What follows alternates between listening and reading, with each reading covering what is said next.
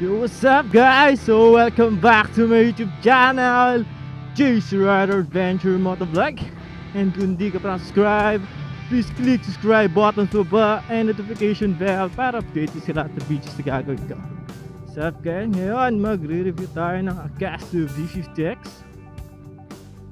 Kung maganda nga ba ang audio output niya ng external mic.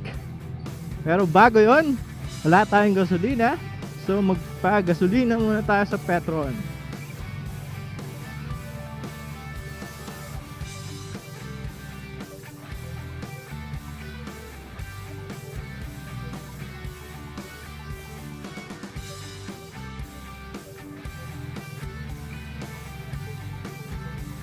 So guys, samahan nyo ako, maggasolina muna tayo sa Petron ha.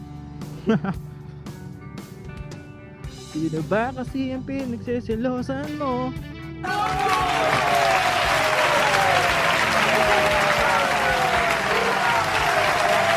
Wow!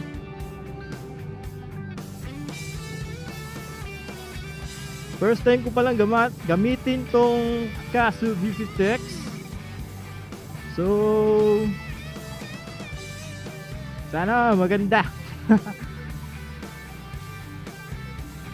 Almost ilang days na din tong Akaso V50X sa akin kasi kadating lang niya nung katapusan. So anong date na ngayon? 5. Bali 5 days na sa akin yung Akaso V50X. So naging problema ko lang sa Akaso V50X ay syempre ang SD card. Para siyang si GoPro, hindi siya re-record pag mababa yung quality ng SD card mo. Kailangan talaga may SanDisk Extreme ang kailangan natin gamitin sa Akaso V50X Native. Ito yung new version.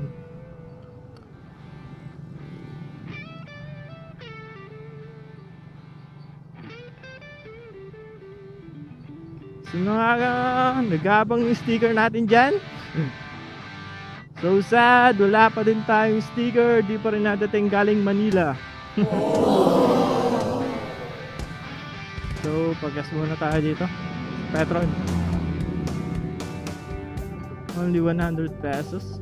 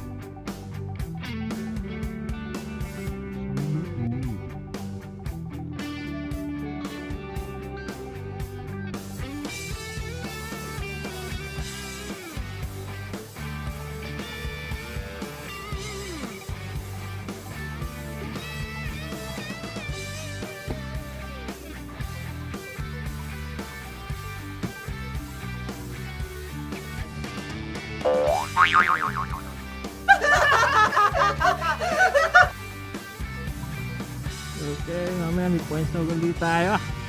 Petron.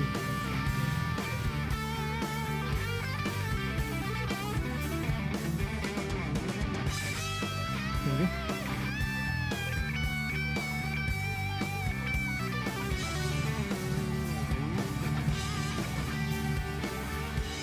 Yun nga, diba? Yun ang kagandahan dito sa Petron. Pag meron kang value card, kaya meron ka ng points. So let's go!